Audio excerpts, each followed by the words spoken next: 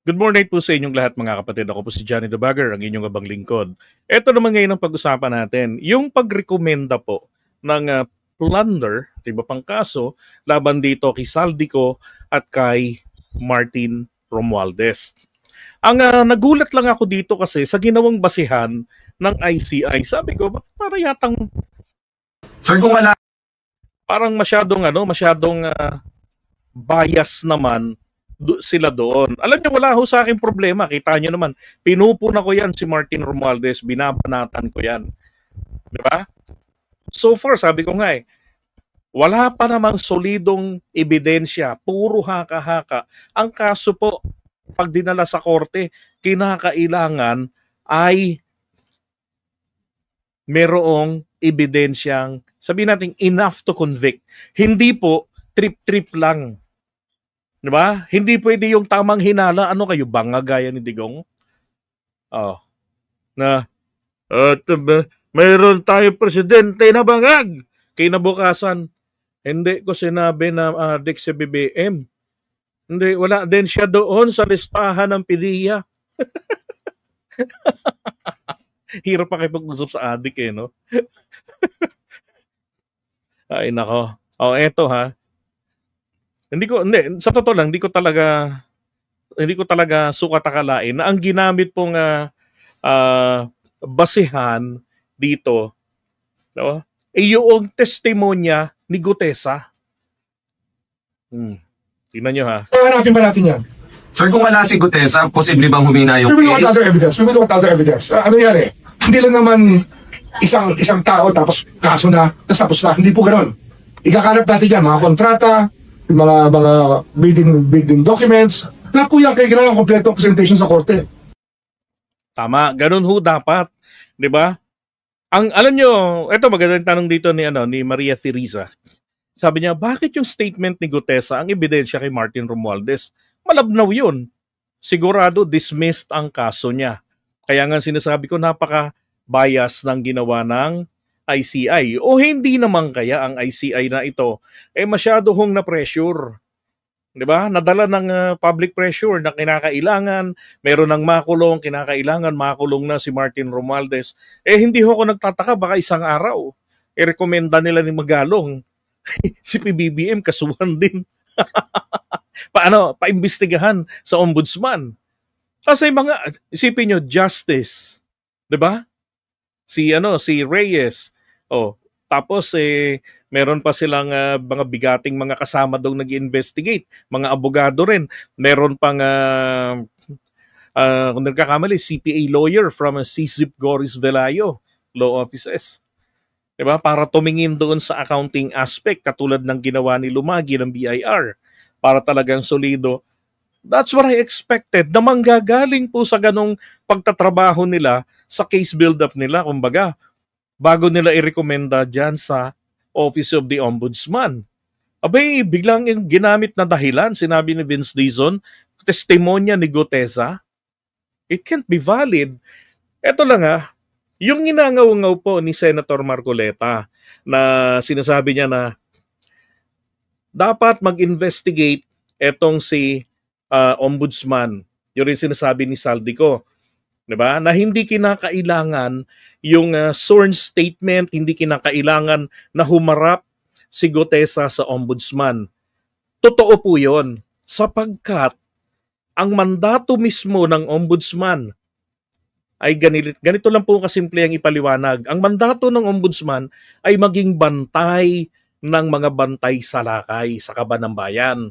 Kaya po kahit na alingas-ngas lamang ng korupsyon, kailangan po silang kumilos. Kailangan po nilang mag-investigate. Tandaan nyo alingas-ngas pa lang yun. Pero, pagdating po ngayon doon sa fact-finding, kasi mag-investigate yan di ba? Fact-finding sila, ganyan. Hanap sila ng katotohanan. Hanap sila ng mga ebidensya. Hindi ho pwedeng umistop tayo doon. Kailangan, pagdadalhin mo na sa korte yan, yung nag-akusa, kinakailangan lumitaw. Kasi tatanungin ng judge yan ng Sandigan Bayan Meron po tayong tinatawag na rules on evidence and then yung rules of court. Meron tayong mga ganon. Hindi po pwede na kapag galing kay Gutesa, galing sa DDS, nag-akusa, di ba? Kailangan isang tabi na muna natin ang batas. That's not the rule of law. Ganito, ulitin ko. Pwede po yung chismis, pwede po yung testimonya ni Gutesa, pero kinakailangan yan ay mapanindigan din niya. Kailangan ma-verify yan bago pumasok ang kaso sa korte diyan sa Office of the Ombudsman. Now, eto ho yung basa ko diyan. O yung tanong ninyo kung DDS si Dizon, hindi po. Okay, hindi po siya DDS. Tauhan po siya ng ating Pangulo. He's just doing his job. I-reveal lang po niya kahapon kung ano ang nangyari. Dahil maraming nagugulat bakit si Martin Romualdez so far wala namang naglatag pa ng solidong ebidensya. And I was thinking na baka merong mga nag-testify na taga DPWH, nabanggit na nila si Martin Romualdez doon sa ICI. Di okay lang, fine. Kaya nga hindi ako nagko-komento ron Hanggang sa nabalitaan ko, yung sinabi ni Vince Dizon na ang basehan na ginamit ay yung testimonya ni Gutesa. Mahina pong kaso yan. Sino na naman pong mapupulaan dito? Si PBBM kasi siya yung bumuo ng ICI. Di sasabihin na naman po nila pag naibasura yan ng either ombudsman or ng Sandigan Bayan. Inabswelto ni PBBM. Gagamitin na naman nilang dahilan sa rally para magkagulo. Mislead na naman nilang isipan ng taong bayan. Kaya nililinaw ko sa inyo. Ang ombudsman pwedeng mag-investigate ng hindi verified kahit anonymous nga po pwede. Mag-conduct sila ng investigation, ng fact-finding. Pero pag oras ng isasampa ang kaso, kailangan may solido ng ebidensya. Evidence that are enough to convict. Yun po yung kailangan din. Kung hindi lilitaw si Gutesa, kung hindi maglalatag ng mga ebidensya kung ano ang ebidensya laban kay Martin Romualdez na naglilink sa kanya, wala hong magagawa ang ombudsman. Kung hindi po yan ay i-dismiss or upuan yan, ngaw-ngaw na naman kayo, inupuan. O kaya naman, iakyat niya yan sa Sandigan Bayan, ang mangyayari bahala na Sandigan Bayan. At dahil po walang ebidensya, walang naglalatag, hindi pwede ang bunganga lang ni Gutesa doon sa Senado. Dahil po yung mga tanong, yung probing questions sa kanya na ibinato doon sa Senado, hindi po ganyan ang magiging klase ng mga tanungan pag ang kaharap mo ay mga abogado na, yung mga prosecutors, yung judges. Kapag yan na yung judge na yung kaharap mo, iba yung magiging takbo ng tanungan. Diba? Lahat po ng tanong, kinakailangan matindigan niya yan. Kailangan ng lahat ng pagdududa, may ebidensya siya dahil criminal case po ito. Hindi pwedeng tamang hinala. Ang criminal case po, beyond reasonable doubt. Diba? Kaya, sabi ko masyadong premature ang ginawa ng ICI na pag rekomenda. Hindi sa inaabswelto ko si Martin. Nakikita ko lamang po kung anong gulo ang idudulot nito. Oras na ibinasura na yan. Ang itinatagal ng fact-finding ay mga 3 buwan hanggang 6 na buwan yan. Pwede rin namang hindi na dumaan ng fact-finding yan. Kung nakita ng ombudsman na okay na, solido na yung ebidensya sa amin. Pero tong klaseng ito, binigyan ng ICI ng matinding assignment ang ombudsman na sila ngayon ang mangalap ng ebidensya. Bagay na dapat sana nagawa rin naman ng ICI yung part nila. Tingin ko na pressure lang ang ICI dyan kung bakit nila yan inirekomenda na masampahan ng kaso. Hindi po.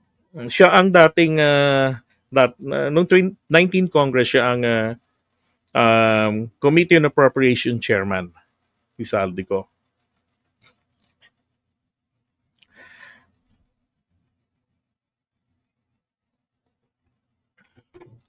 Okay, ngayon, eto, no, ito yung sinabi ni ni Boying dyan. Ombudsman, eto, Remulla said on Friday that they will not be using the affidavit of surprise witness Orly Gutesa unless he appears personally before the office of the Ombudsman and takes a note. Okay, ito yung iniiyak ni Marcoleta. Na bakit daw? Ganon din naman yung kasi. Di ba?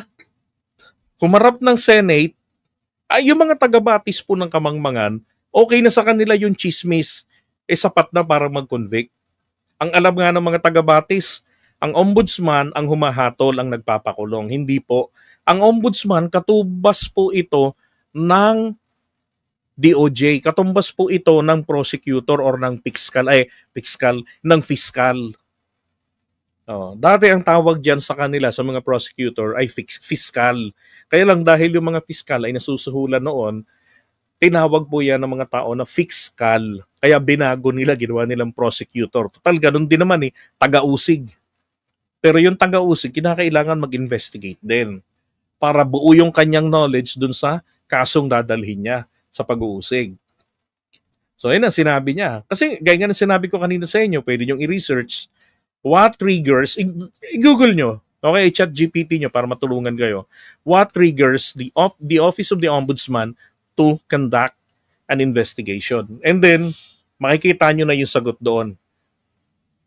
Pwede yung committee report, pwede yung anonymous na mag-file ng reklamo. Hindi nga kinakailangan dyan, very formal kasi nga po, ang ombudsman po ay bantay ng bayan laban sa korupsyon. Kaya po, ang mandato sa kanila, anumang aligasgas ng korupsyon, kailangan kayong umakto. Ganon. Pero, again, kailangan ang ebidensya pong malilikom nila is enough to convict. Kapag ka hindi, kapag ka hearsay, wala silang magagawa. Kung hindi, let go yung kaso. Kahit pinaghirapan nila, that's their mandate. Paghirapan nyo yan, may saysay o wala. Okay? Ganun po yun.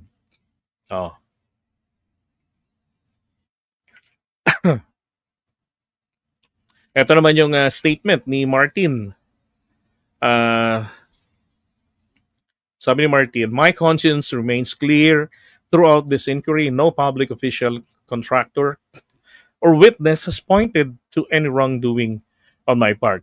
Oo nga, ang tanong ko nga sinong contractor ang lumantad ng talaga? Si Diskaya nagbanggit, binawi rin. Ang sabi ni Diskaya, ni Carly, sa Senate, maaari po na yung pangalan ni Speaker ay maaaring nagagamit ng mga bagman na kumukuha ng pera sa kanila. Kasi yung sinasabi para sa itaas. Diba? Ito lang yan, ganito lang po kasimple yan Kung ako sa kalagayan ni Martin Romualdez, kung kasabwat, hindi ko ipauubaya doon sa mga bagman ng isang kongresista na sasabihin ko yung congressman, Kong, yung para sa akin dalhin nyo. Hindi na. Uutusan ko ng pumunta kila Diskaya, anak ko, para sigurado kung hindi ako isasabit. Di ba? O kaya, ako na personal. Pagka nagkita kami, ganun, di ba? Personalan na, kaliwaan na. Hindi na yung marami ka pang dadaanan. The more na maraming dinadaanan ng pera, lalo malaking problema yan. Lalo kang kakabahan Baka may magsabit sa'yo pag nagkaroon ng bulilyaso. As much as possible, pag gagawa ka ng illegal, hanggat maaari ikaw lang ang nakakaalam. Hindi yung mag-i-invite ka. Di ba tama? Roon sa kwento nila meron daw nagsabi na bagman. Hindi ko sinasabi nagsisinungaling. Yun sabi na para sa taas, taas. Di ba? Di si Martin Romualdez ang tinutukoy. Ang problema doon sa Senate, hindi pinatawag yung mga kongresista. Hindi lahat sila pinatawag at tinanong. Pati si Diskaya, pinagharap sila. Iba ang mangyayari pagdating sa korte. Lahat ng anggulo na yan, haharapin nila. Itatanong yan sa kanila ng defense panel. Di ba? Ang kailangan tindigan yan. Now, sabi niya pa rito So, nga pala, so far, ito lang si Saldico lately ang nagrekta na kay Martin Romualdez. Oh. Hindi naman po tinatanggap sa korte, ha? Ito, ang nagsabi po nito mismo, si Attorney Oliva, yung DDS na abogado. Ang sinabi ni Attorney Oliva, hindi tinatanggap, inadmissible in court yung video na yon. Kasi po pwedeng at any time itanggi ni Saldico yun eh. Pwede niyang sabihin na, that's AI. Hindi ako ang may mahawak ng FB ko. Someone else ang umahawak nun. Nahak yun. Ang dami hong pwedeng sabihing dahilan doon. Kaya kinakailangan talagang siya ay umuwi.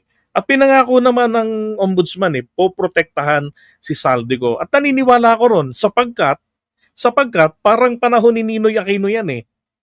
Si Ninoy Aquino, tira ng kung ano-anong akusasyon laban kay matandang Marcos. Kaya Pulakay. Di ba? Tapos alam niya, sinabi rin niya na kung anong mangyari sa akin, walang ibang may gawa kung hindi si Marcos Sr. Ito ganun din to. Kapag namatay na sana si Saldico, pag napatay sana si Saldico, ang mapagbibintangan po, gobyerno si PBBM. Ang mapagbibintangan. Kaya lalong iingatan ni PBBM yan si Saldico para matanong sa korte. Oh. Diba?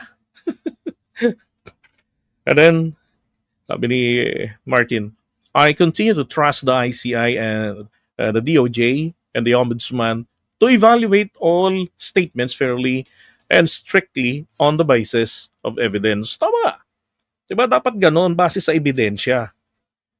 Yan. Ang problema kasi rito, kaya pinupuna ko itong ICI na binuo ng Pangulo natin, wala, yung testimonya ni Gutesa. Diba?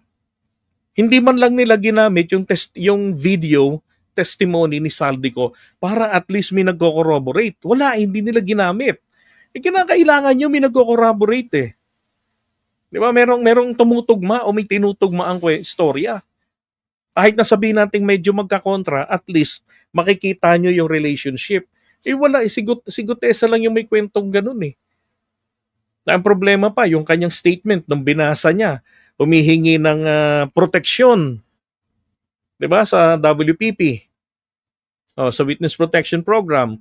Tapos bandang huli, nung chismisan time na, umiral na yung personal niya. Hindi ko hindi ko kailangan 'yan ng proteksyon. Kaya ko yung sarili ko. All of a sudden, nagpalit ka na ng paninindigan para sa buhay mo dahil may baril ka, dahil daw may mga tropa siyang Marines. So maliwanag, hindi si Gutesa sumulat ng kanyang testimonya. Diba? At ba't hindi rin niya pinanindigan yun sa Department of Justice? Tas kung ano-ano yung mga kwentong ginagawa ni Mike Defensor. Ay nako. Yun nga ayaw umuwi Well, pag na-cancel yung kanyang passport, yung bagong bayani na yan ng mga DDS, tignan natin kung kaya nilang protektahan si Saldico na mahuli. Pag nahuli yan, tignan natin kung kaya nilang mag-rally para mapakawalan si Saldico.